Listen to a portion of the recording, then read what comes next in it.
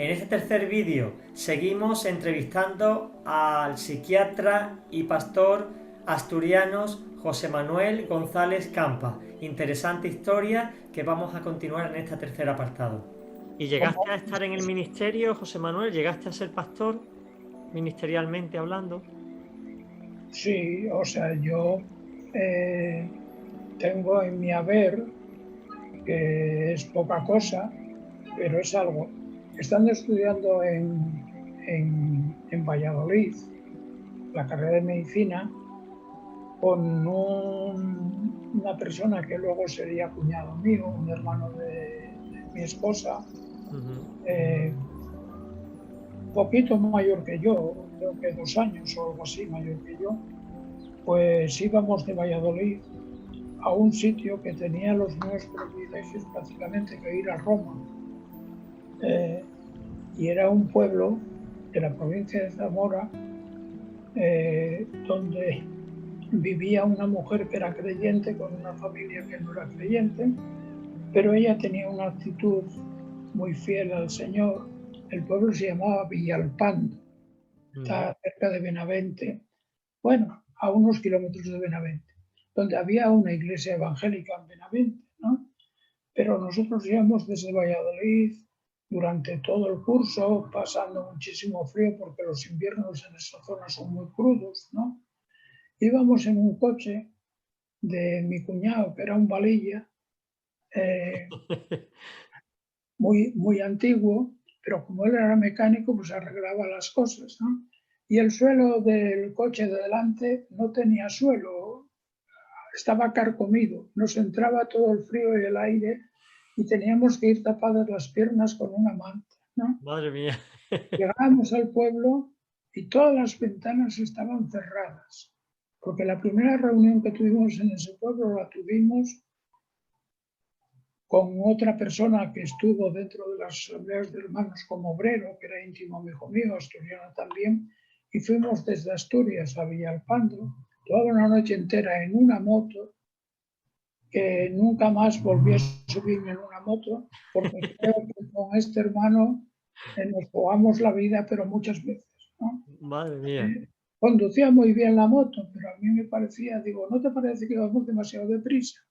Total, como llevábamos muy tarde, un poco más tarde o eso, da lo mismo, ¿no?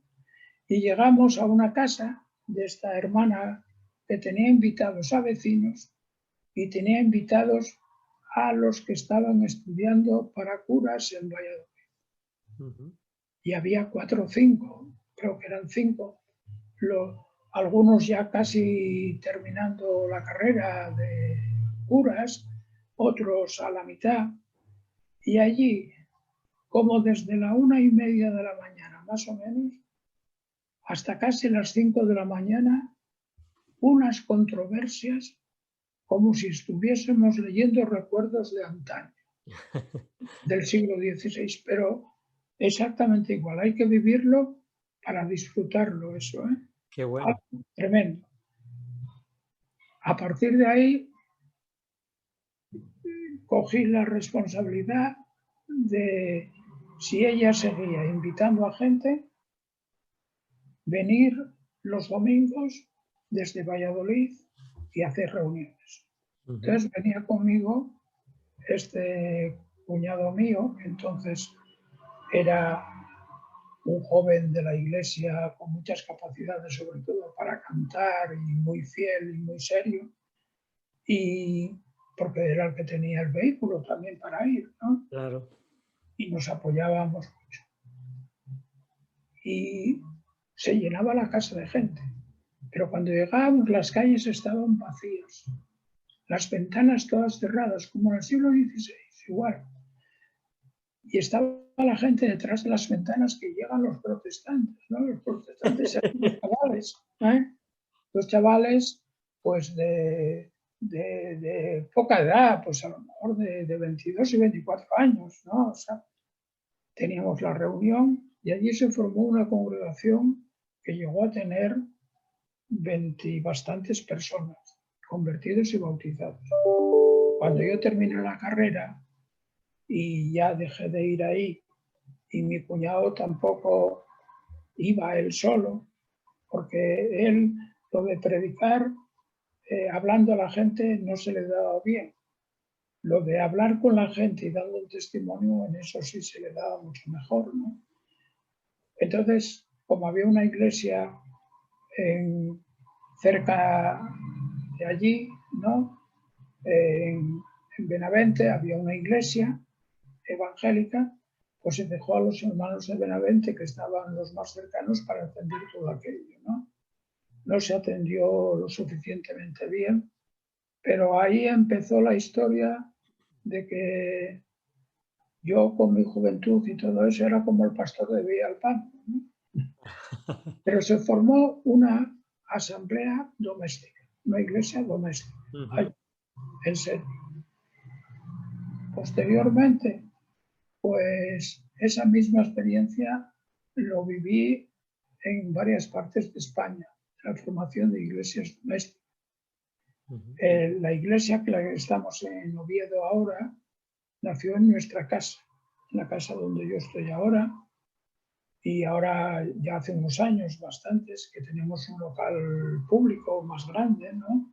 Porque aquí no cabíamos, pero son un total de 6 iglesias domésticas en las que Dios quiso utilizar a mí para ponerlas en marcha, ¿no? Y actualmente, pues, hombre, reconocido como predicador. Durante mucho tiempo las asambleas de hermanos me utilizaron mucho como predicador en lo que se llamaba entonces predicación del Evangelio.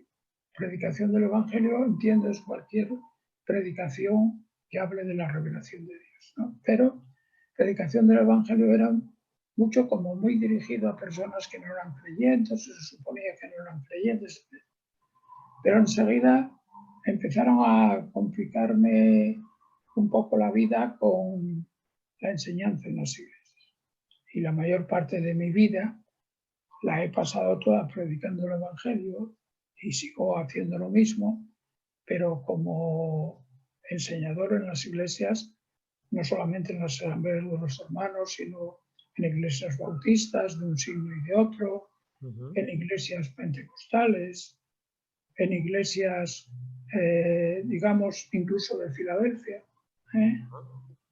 que soy una de las pocas personas que la plana mayor de Filadelfia, que está en Badajoz, en Extremadura, y muchos creyentes de gitanos, ¿no? Sí, sí. Porque una parte importantísima de la población de Badajoz, igual llega al 30-40%, son todos gitanos, dueños de comercios, de todo tipo de cosas. Creyentes muy sencillos, humildes, y otros que incluso tienen mucho dinero, ¿no? Por sus negocios, pero son gente fiel. Entonces, yo no he hecho nunca acepción de personas, pero respetando lo que yo considero principios fundamentales.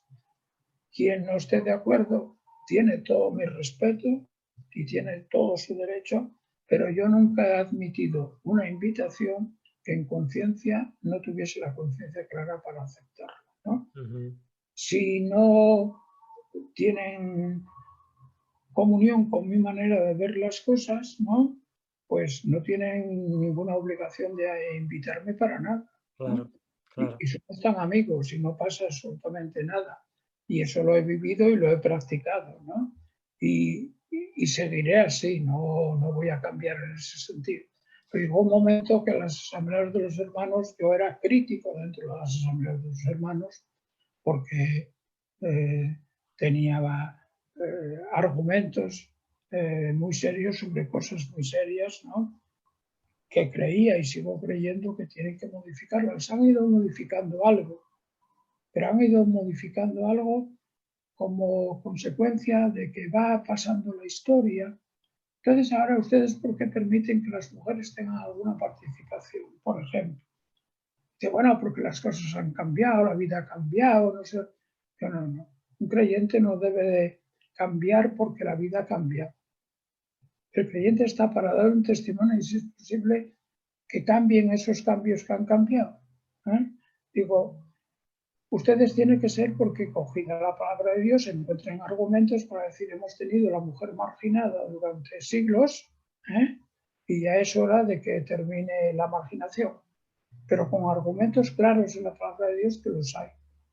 Si ustedes no están de acuerdo con esta postura mía, que es conocida y pública, pues están en su derecho. Yo no me enfado, ni me ofendo, ni me parece mal para nada. Estaría bueno que Claro, Dios los ha salvado y les da una libertad para que ustedes funcionen, ¿no? Pero igual que yo respeto a los demás deben respetarme a mí en la medida que yo no cuestiono a quien tiene otras ideas y está honestamente convencido de ellas. claro. José No, Manuel, y en el tema secular, el tema terminas tu carrera y empiezas a dedicarte a la psiquiatría, ¿por qué te atrajo esa rama? me dediqué a la psiquiatría, es decir, antes de dedicarme a la psiquiatría, pensé en hacer medicina interna, porque me gusta mucho la medicina. La medicina interna acaba un campo muy amplio, pero luego después, cuando llegué un poco más adelante, en algunos cursos de la mitad de la carrera, empecé a pensar, digo, no, yo creo que voy a ir por la rama más bien de la psicología. Llegué a dar la asignatura de psicología con un catedrático, un profesor muy bueno, con una nota estupenda, o sea que me podía confirmar en que, bueno, mira, esto parece que te gusta, ¿no? Pero una vez que di la asignatura de psicología dije, no es esto lo que yo busco otra cosa. Llegué a psiquiatría y la psiquiatría, la asignatura de psiquiatría con una persona excepcional en la universidad en España, excepcional, no solo como psiquiatra, sino como persona. Y muy afín mío a ideas que yo tenía de carácter social o sociopolítico, pero muy afín mío y de muchas cosas que me recordaba a mi padre porque había sufrido por lo mismo que mi padre sufrió y otros, ¿no? Ajá. Entonces, cuando nos presentó la primera sesión clínica del primer enfermo, ya salí de la clase convencido. Digo, esto es lo que yo buscaba. Ajá.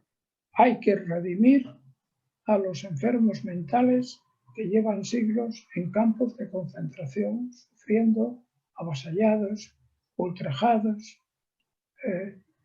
Y entonces era como meterte en una empresa, que así lo hicimos la gente, mucha gente de mi generación, emprendimos una especie de cruzada dentro del franquismo más duro, ¿no?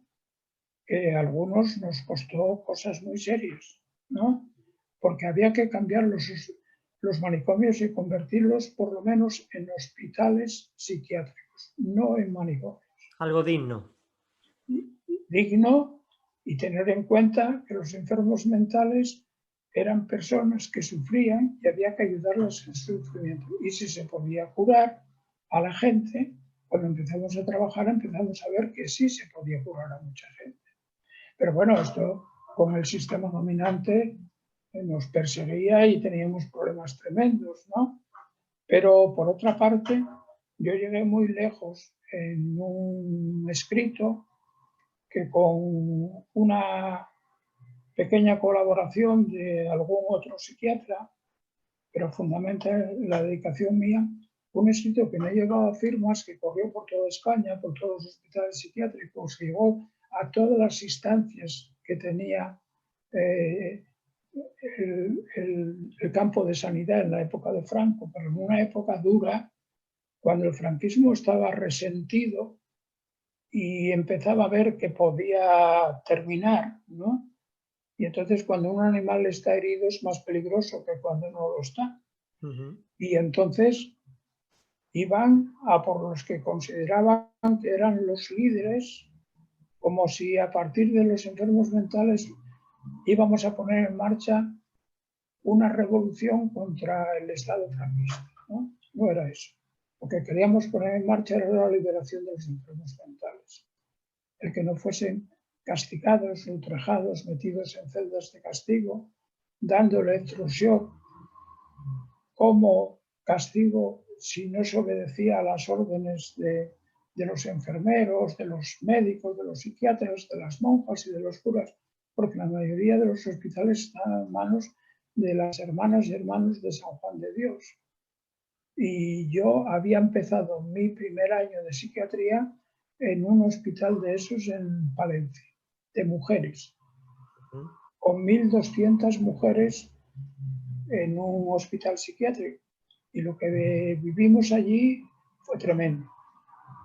Otro compañero y yo éramos 2 médicos para 1.200 mujeres residentes.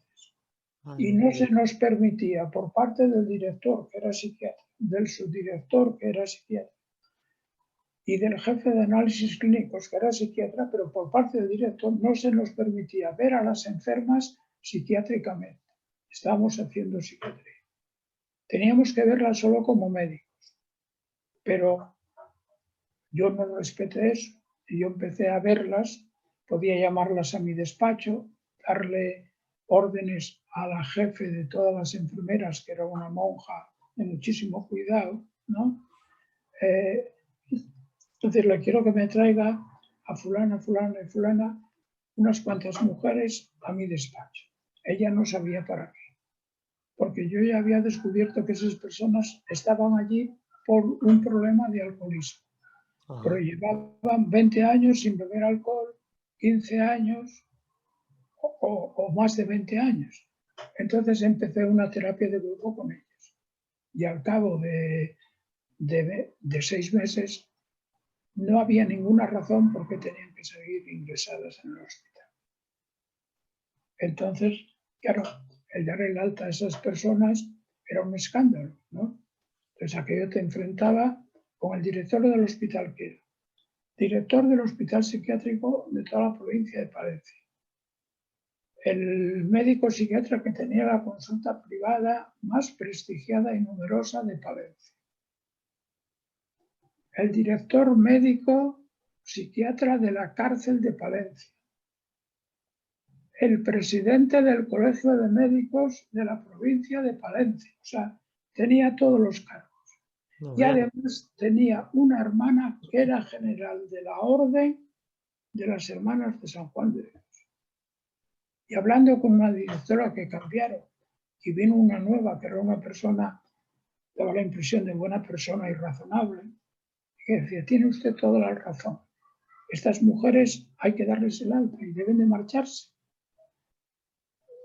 Y dice, pero fíjese usted, ¿qué va a pasar?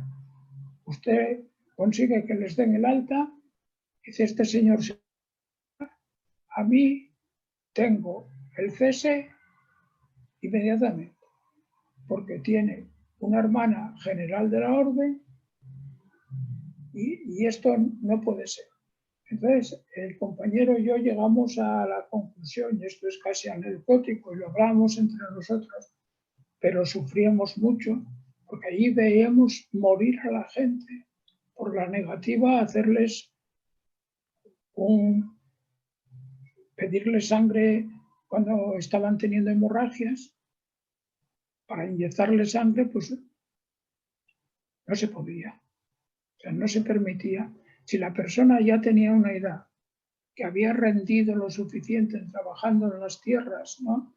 O trabajando en salas donde tenían máquinas para coser, y toda la cosa que se hacía con esas máquinas para coser, que se vendía en ropa para niños, para pequeños, todo eso se hacía en ese hospital. O sea, tenía un negocio, todas las tiendas de Palencia, que era una capital pequeñita, pero todo iba canalizado. Trabajaban cientos de ellas en las tierras, ¿no? Cuando las castigaban, las podían encerrar en una habitación y tener las mesas encerradas haciendo calzado. O sea, cosas espantosas que pasaban ahí. Ese era el motivo por el que no querían que salieran, claro. Exacto, porque producían, y Claro. cuanto más jóvenes eran, más difícil tenían el salir si entraban una vez en el hospital. Eso parecía a los campos de concentración nazis que usaban también No, para producir. eran tan tan terribles como los campos de concentración nazi, y en cierto sentido había algún sentido que eran más terribles todavía, porque en un campo de concentración nazi te matas y bueno, sufres, pero te mueres, ¿no? Mm. Aquí las tenían muriendo hasta que tenían 80 años, si es que estaban en condiciones de seguir trabajando. Tal degeneración había dentro de esto que las mujeres que mantenían cierto sentido de la ética, de la estética y sobre todo de una dignidad como personas, se hacían la ropa interior de la tela de sacos de patatas, que es algo muy serio ver eso, ¿no? Y, o sea, la desesperación a que la gente puede llegar, ¿no? Sí. Es decir, eran, bueno, hubo un programa que se hizo desde la 2 para toda España, ¿no? Donde me entrevistaron a mí, que estaba ya en Asturias, en un hospital en Asturias que empezó con la reforma psiquiátrica, primero que empezó en España, donde nos concentramos una serie de personas de mi generación. Y por lo que fuese, pues la entrevista la tuve que hacer yo, pues se hizo una denuncia muy seria. Entonces, el sistema estaba cogido porque no podía negar la evidencia. De hecho, cuando falleció Franco y en la transición, los políticos eran un poco distintos de los que hay ahora, en esa época de la transición, que se tomaban más en serio su labor y su responsabilidad, visitaban los hospitales psiquiátricos, porque era como volver a los años 40 de los nazis, ¿no? Era una cosa impresionante. Entonces, alguien tenía que redimir a los enfermos mentales. Y unos cuantos psiquiatras nos involucrábamos en esa historia, sufriendo las consecuencias que de una manera o de otra todos sufrimos, ¿no? De una manera o de otra. Pero una lucha dura, pero que merecía la pena, ¿no? Merecía la pena. Yo nunca me he encontrado más realizado que cuando he podido ayudar a la gente. Tanto los que estaban en hospitales psiquiátricos como los que no estaban, pero necesitaban ayudas y tratamientos, ¿no?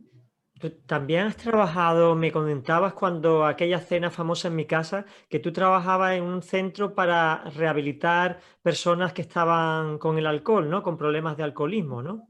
Y con todo tipo de drogodependencias, sí. Ujú. ¿Y ese ha sido también tu trabajo en ese último tiempo como psiquiatra? No, cuando yo estuve trabajando en los servicios públicos del Principado de Asturias durante muchos años y durante algún tiempo llevé la responsabilidad de ser director médico administrativo de toda la salud mental de Asturias, ¿no? Pero llegó un momento en que, aunque el gobierno asturiano era de signo izquierdista del PSOE, y el PSOE había aprobado en el Parlamento asturiano la reforma psiquiátrica en Asturias sobre un estudio que hice yo. Ajá. Y resulta que una vez que lo aprobó, en lugar de intentar verificarlo y mejorarlo, ¿no? Pues empezó a liquidarlo. Y llegó un momento en que la confrontación entre el gobierno asturiano y yo era muy grave. Duró 5 años, como se diría en Asturias, un paisano se enfrenta a un gobierno que debía de cumplir con aquello que aprobó y que además decía que tenía en el campo de la ideología política una ideología semejante a la del psiquiatra que combatía, ¿no? Entonces, empezamos la reforma psiquiátrica en Asturias, empezamos a demostrar que la utopía se podría convertir en realidad. Apareció la primera institución no nosocomial, no manicomial en Asturias, que fue un hospital de día en la cuenca del Nalón, concretamente en el concejo de Langreo, en La Felguera, que fue la que quisieron ponerle mi nombre, ¿no? Pero yo tenía un nombre distinto, que no me hicieron caso, pero bueno, la historia corre como corre, ¿no? Entonces,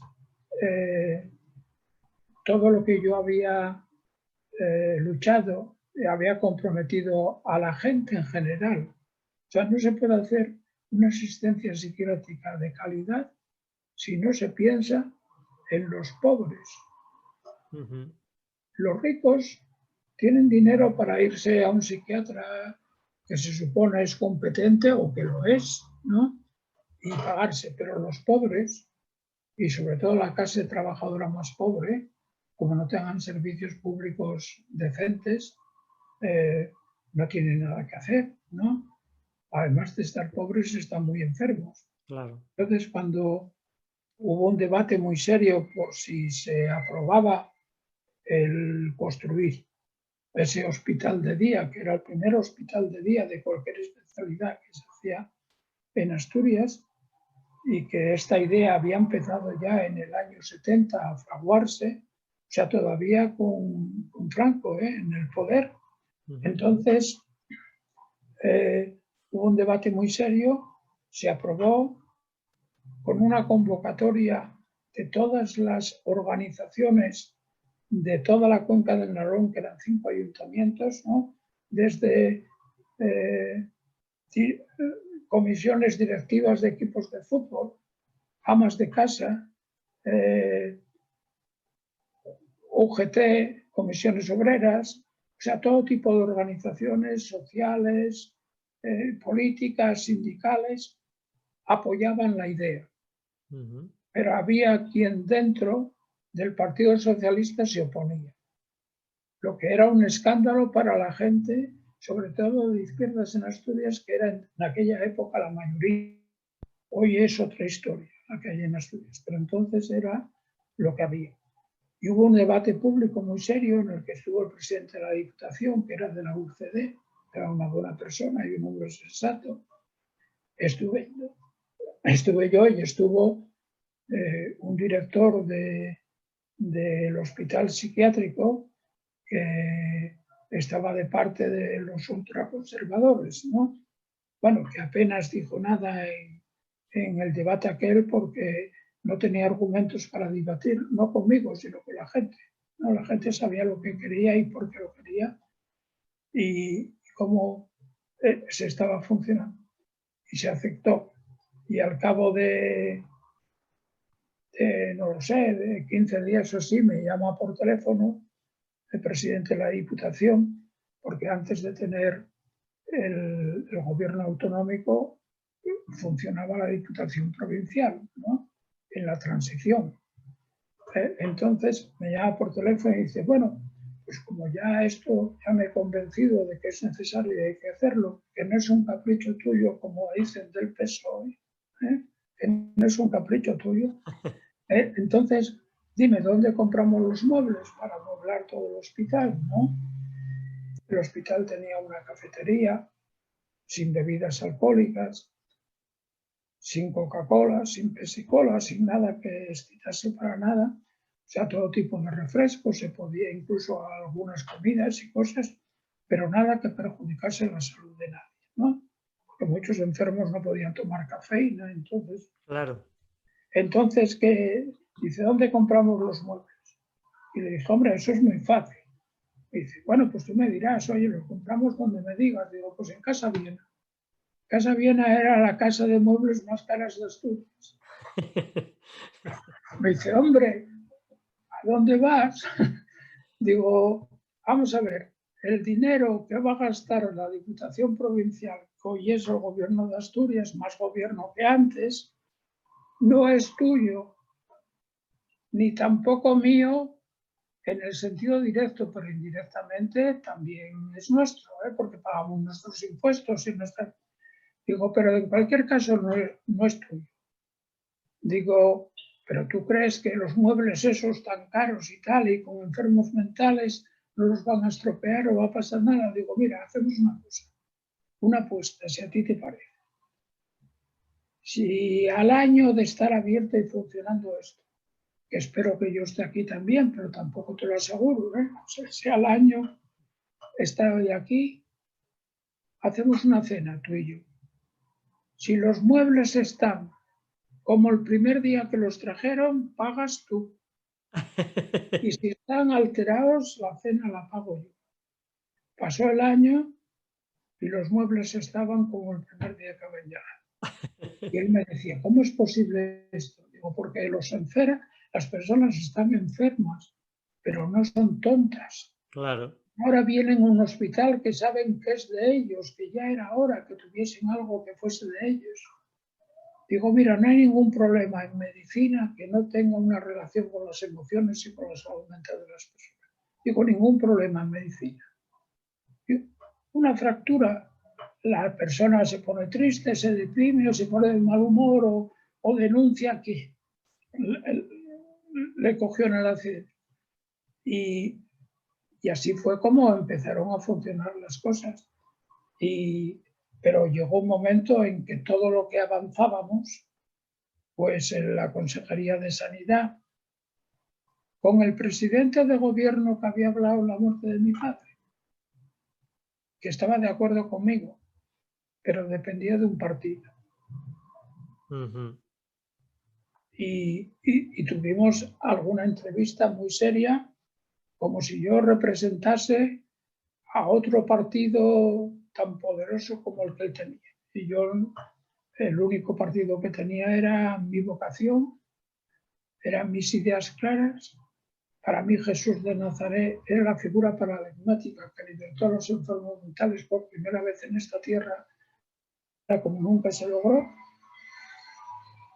Y eso yo lo exponía y lo decía en congresos del máximo nivel, nacionales o internacionales.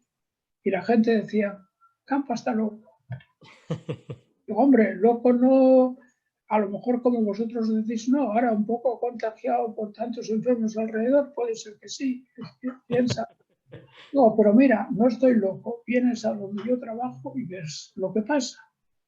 Y se convirtió el sector de la cuenca del Nalón psiquiátrico, porque ya me fui yo del Hospital Psiquiátrico Central, en algo paradigmático, no solo en España, sino fuera de España, en Francia y en otros sitios. Pues hasta que no se lo cargaron, no terminaron. Entonces llegó un momento en que yo dije, yo no aguanto más esto, porque abríamos un centro de salud mental o un centro exclusivamente de alcoholismo y toxicomanías, y llevaba funcionando muy bien, y de repente al alcalde de ese municipio le llegaba y dice, oye, que ya no viene el equipo del doctor Campa aquí, ya no tienen consultas ni hacen nada. Entonces el alcalde me llamaba, y oye, que me dicen que ya no venís aquí, ¿qué pasa? ¿Por qué no venís y tal? Digo, hombre, ahora te despiertas para poder tener un sitio para pasar consulta. Tuvimos que esperar a que el cura de la parroquia nos diese todos los espacios que tenía, porque los alcaldes eran incapaces de encontrar un sitio, y ahora protestas. Y es que llamo a la consejería y me han dicho que esto es cosa tuya, que aquí el que mandas eres tú, que hable contigo. Digo, muy bien, o sea que es cosa mía. O sea, tú crees que yo abro y yo cierro, ¿no? Y tengo todo el poder para hacer eso. Pero mira, yo no soy el consejero de Sanidad ni miembro del gobierno asturiano. Pero te invito a una cosa. Si tienes tiempo, pásate por el hospital de día, que estaba pues a 20 minutos de coche, ¿no? Y yo te entrego las comunicaciones que me han llegado del gobierno asturiano, de la consejería, para cerrar esos sitios, dándome órdenes de que se cierran y no funcionan más, y para que te enteres de quién los cierra. Digo, a quien tienes que presentar la queja es a los de tu partido, porque el alcalde que tenéis es de tu partido y, por tanto, las órdenes vienen de la Consejería de Sanidad y del Consejo de Gobierno del Principado de Asturias. Y yo no puedo conculcar esas órdenes. Claro. Entonces, llegó un momento que a mí me quedaba o someterme a lo que ellos querían, porque no querían admitir que se había empezado la reforma psiquiátrica en Asturias por primera vez en España. Y que se había empezado con todo lo que yo intenté poner de mi parte y la buena comunión con compañeros y compañeras de otras partes de España, ¿no? Pero que trabajaban en sus sitios. Claro. En Asturias trabajaba yo. Y el equipo que yo formé durante años para que pudiese funcionar así. Y como no podían admitir eso porque todo lo que había nuevo tenía que ser obra de ellos y empezar ahora, pues había que cargarse todo lo que existía para decir, ahora hemos creado esto, hemos creado lo otro. Y llegó un momento que yo decidí que me iba y me fui. Y entonces pasé a lo que no era mi vocación. Mi vocación era de una sanidad pública, siempre, lo sigue siendo. Y como teníamos 5 hijos, ¿no? Y el único sueldo que entraba en casa era el mío. Mi mujer ya tenía bastante con dedicarse a toda esta cantidad de hijos y toda la guerra que pudiese dar yo, ¿no? Entonces, tuve que poner una consulta privada, que Dios me permitió y que no tuve ningún problema, porque si no la pongo, algunos de mis hijos que tuvieron que estudiar fuera de Asturias no hubiesen podido estudiar. Ya. El sueldo que yo ganaba era muy bueno, pero no daba para que 7 personas a la vez, ¿no? Tengas que estar pagando cada mes y 2 fuera, en Santander y en Madrid, o en Madrid los 2, ¿no? Y esa manera, pues, la consulta privada también me permitió, aunque tenía muchísimo trabajo, atender a mucha gente que nadie se preocupaba de ella y que las personas eran personas sencillas y humildes y que me conocían a mí de mis servicios públicos y te llamaban para pedir consulta y te preguntaban algo que te daba tristeza y pena. Te decían, bueno, doctor, ¿y la consulta cuánto cuesta? Y aquello a mí me llegaba al alma. Decía, bueno. Además yo sabía en qué situación estaba la gente. Igual que había gente trabajadora que no tenía problema para pagar una consulta privada, la mayoría de la gente hacía un esfuerzo. Y había gente que yo sabía que no tenían recursos. No se preocupe, usted venga a la consulta y hablaré. Y me permitía tener la posibilidad de ayudar a la gente de esa manera, aunque ya no estuviese en la sanidad pública, pero estaba haciendo sanidad pública estando en la sanidad privada. Y eso para mí, una de las cosas que más echo de menos es a mis pacientes, a mis enfermos.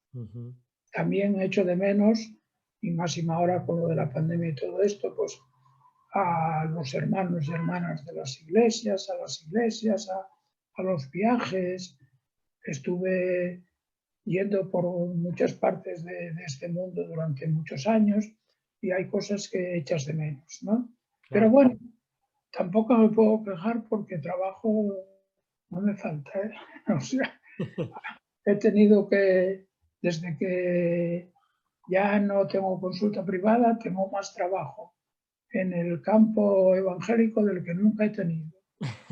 Tenía 30 años o 40, que tenía más fuerzas que ahora, tenía mucho trabajo. Siempre Dios me permitió tener permisos y cosas y poder salir 12 años seguidos a Suiza, ¿no? Sin ocultar, ¿eh? Yo pedía permiso cuando no era el director del centro, pedía permiso a quien fuese el director o al gerente de la institución, diciéndole voy a Suiza a dar unas conferencias entre españoles y los títulos de las conferencias son estos. No ocultaba que iba. No les decía si había alguna conferencia, que algunas había, en alguna universidad suiza o en alguna cosa, que fuese de temas de mi especialidad psiquiátrica o científico teológico, el tema así, lo declaraba. Y si los temas eran todos de tipo de estudios bíblicos y de cosas, también les ponía los temas allí. O sea, no tenía que esconder nada y me lo respetaron siempre. Eso me lo respetaron los que no pensaban en muchas cosas como yo. Sin embargo, los que se suponía que tenían que pensar como yo, de respeto nada de nada. Con eso de que los enemigos del hombre serán los de su propia casa. Eso tiene mucha enjundia, pero funciona. Tristemente, en la realidad funciona así. Pues José Manuel, ha sido, vamos, impresionante este testimonio. ¿Sabes que lleva exactamente 2 horas y 20 minutos hablando de tu testimonio? Pues no lo sé cuánto tiempo llevamos. 2 horas y 20 minutos. Y Madre, ha sido fantástico. vaya paciencia que has tenido, chico. Voy a- Que va, al contrario, es un privilegio. Si eres la historia viva, José Manuel. Hay, hay una cosa que me viene ahora que es un chiste que te digo, ¿no? De los anuncios en televisión, que no me gustan, ¿no? Y la televisión, yo, si hay una película buena, que soy muy aficionado al cine, pero al cine de otra época, ¿no? Ujú. Humphrey Bogart y de otros personajes, ¿no? De los grandes actores de cine y de la gran época del gran cine, ¿no? Ahora hay otra historia. Pues ahora con esto de las residencias de ancianos, aparece una niña pequeña y aparece la buena en una residencia de ancianos de aquí al lado de Oviedo, ¿no? Y la niña dice, abuelita, qué bien te veo, qué tal estás? Y la abuelita está mirándola y sonríe, y la abuelita está como con una especie de tablet o algo, mirando también algo de internet, de algo, de alguna cosa. Y le dice, pues hoy he tenido, dice la niña, una comida muy rica y no sé qué. Y la abuelita le dice, pues mira, yo hoy he tenido 3 menús diferentes para escoger. Dice, abuelita, qué guapa estás, qué bien estás tan bien como en casa. Y la abuelita dice, mejor que en casa. Tiene gracia, ¿eh? Tiene gracia. Quiero decirte que estuvimos en tu casa y ha sido un placer, pero mejor que en casa, ¿eh? Contigo. Qué privilegio, de verdad que me siento tan honrado de poder escucharte, de poder grabar este programa y de participar, porque yo decía, hay que honrar a hermanos que han dado su vida por causa del Evangelio y por causa de su prójimo. Y la gloria siempre es para Dios, pero al que honra hay que darle honra.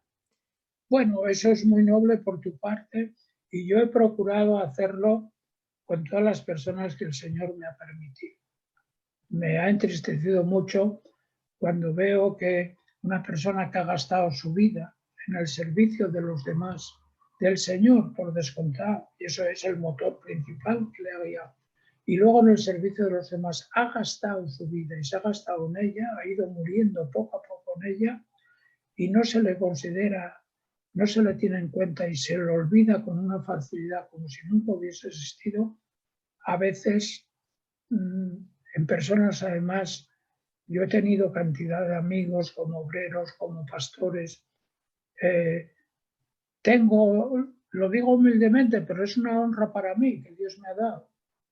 Tengo un discipulado de pastores, tengo mucha gente que se ha formado con mi ministerio, Qué bonito, para bien o para mal, espero que para bien. seguro. Pero cuando veo que personas que has querido, que has conocido su entrega, que incluso se han muerto predicando, literalmente, ¿no?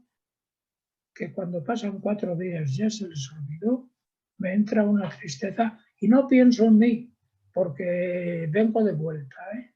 O sea, la experiencia es importante. Entonces, no pienses en ti porque es mejor que no lo hagas. Y además porque no tienes que esperar nada. Si algo ocurre, será porque Dios permite que ocurra, ¿no? Pero la responsabilidad que tenemos de no saber apreciar.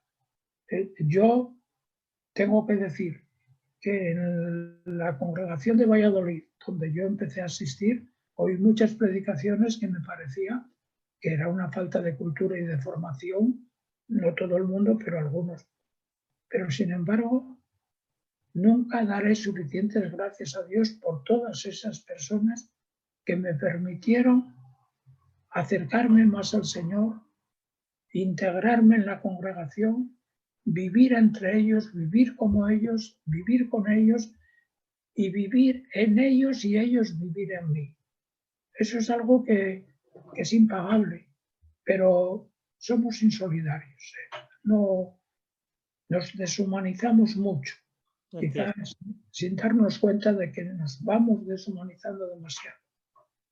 Por eso este programa tiene esa filosofía, dar honra a los ministerios y a los pastores que están trabajando y que están dando su vida por causa del Evangelio, que haya memoria histórica de todas estas personas y llevo mucho tiempo queriéndote entrevistar y decía, Dios mío, mi hermano, yo ¿cómo lo hago, Señor? Y va pasando el tiempo y digo, se acabó, como sea lo tengo que localizar por Messenger, por Facebook, por YouTube, por como sea. Vale, pues te lo agradezco mucho porque es una satisfacción hablar con alguien que sabes que te puede comprender, si no en todo, muchas de las cosas que podéis hablar, ¿no? Entonces, como la comunión, desgraciadamente, en nuestros medios evangélicos deja tanto que desear, y los responsables somos nosotros, o sea, Claro. cada uno de nosotros.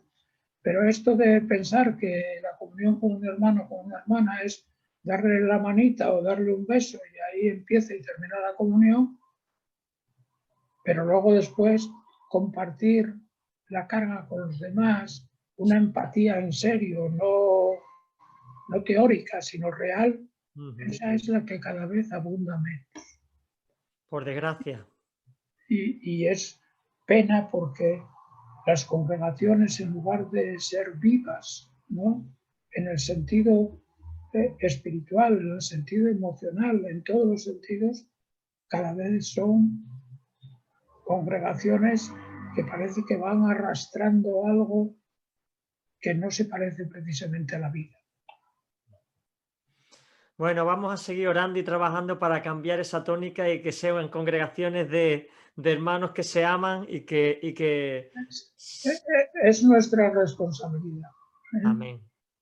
Pues José Manuel. Si hablas con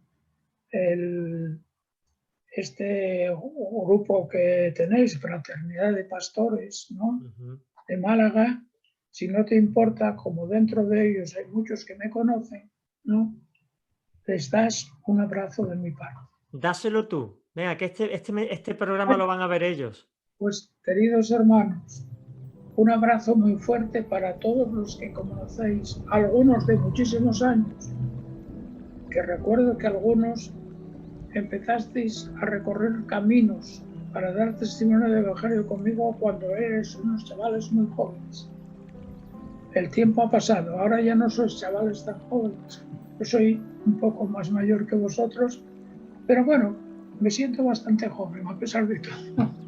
Pues que el Señor os guarde y os bendiga y que mantengáis la comunión, que es más necesaria que nunca.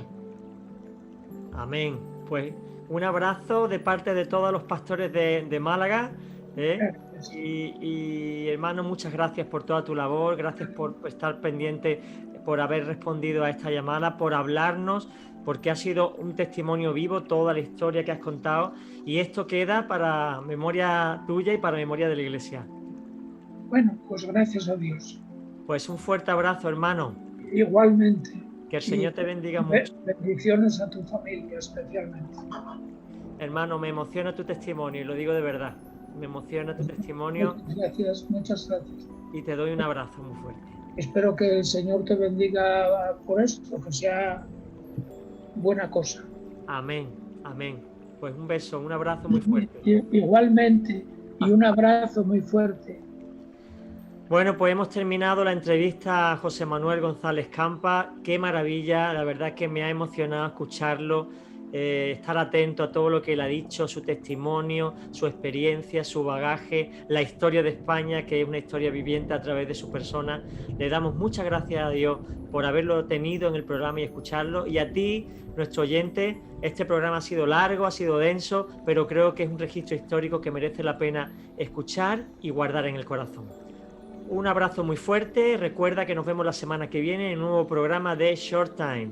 Un breve tiempo para reflexionar. Que el Señor te bendiga muchísimo.